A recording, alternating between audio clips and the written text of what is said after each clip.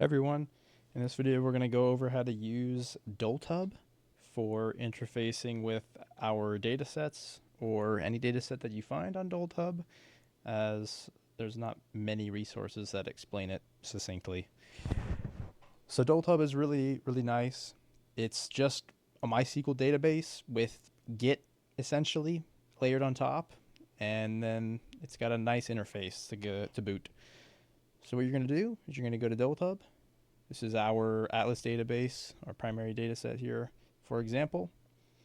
And you're going to go to the About Me is the first thing is that's going to, or the About that's going to show first with the README. And here you might find guidelines, like we have some guidelines for formatting one of our tables. Right now we just have the RGL Seasons table as our proof of concept. You might find a license here as well. And then if you want to start viewing data, come over here to the Database tab, and then you should see the tables listed here on the left.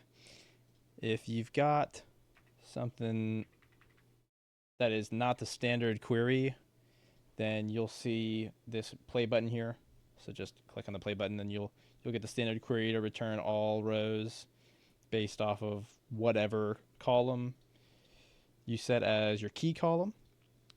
But for us, for this table, it is the season ID column, and it's in ascending. So let's say we want to get whatever type of data from this table. These are just SQL queries. So you can manipulate this however you need to. Let's say, for example, we want to look for all sixes seasons. And the way RGL does it is they have 6s space season in the name of the season. For Highlander, it's capital H, capital L, season. So we can just do a where and then name for the name column, because it'll be here. And then we want that to be like. And then our string, which is going to be sixes season. And these percent signs are wildcards, essentially. There's some deeper levels you can go with the type of wildcard in a MySQL query or most SQL queries, but just treat this as a wildcard, essentially. And then we're going to execute that, and it's going to return all of the seasons with sixes season in the name. And so far, they've stuck to the same nomenclature for all the seasons, so this does correctly return all of the seasons. If we wanted to get the HL seasons, we could just return HL instead. And here's all the HL seasons. Same with, I think, Prolander works with just Prolander. That might just be Prolander. Maybe not at all. P7. Yeah, so you do P7. And something else you can note is it changes your URL to include the query. So if you ever want to share with people, you can just take the URL and send it to them, and then it'll bring them straight to the correct query. Yep. Let's say you want to access this functionality programmatically, though. You've got a really nifty button, so you don't got to dig into the documentation for the API, but you can. It is here, docs@dolthub.com. You're going to want to come down to Products, Dolthub, API, SQL. This is going to explain to you how to do your SQL queries. If you were directly interfacing with the database, making changes to it, you can come down here to database, and here's how you can create it, make a pull request to it. This is what we use on our backend to automate the pull requests. But for simple getting of data, you can just use this here and then follow these parameters, and this just goes straight in the URL. And you can actually put the query in the URL as well. You don't have to add headers. So it makes it really easy. And you will see that if you have something simple you want to do, like just getting all of the Prolander seasons or getting all of the sixes seasons. Say I want to get all the sixes seasons. Let's say I want them in descending order. I want the latest season for sixes to show the top. Perfect. Let's say I actually just want the latest season. I don't care about any of the other ones. They're only limit to one. Perfect. So I've got the latest sixes season. Now let's say I want to use this in some application in some program, I want to embed this functionality of getting this latest value in our table. This button right here, Open SQL API Link.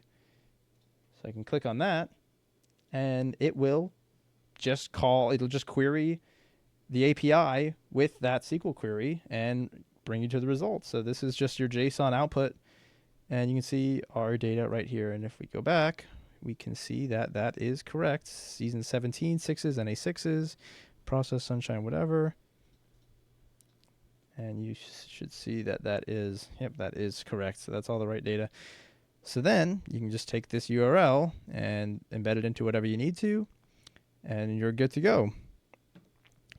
Now, of course, if you want to do some more on-the-fly changes to your queries, you can programmatically change that URL, and that should work fine. Like, let's say I want to get a very specific season number each time. So let me do this here, where season ID like 159.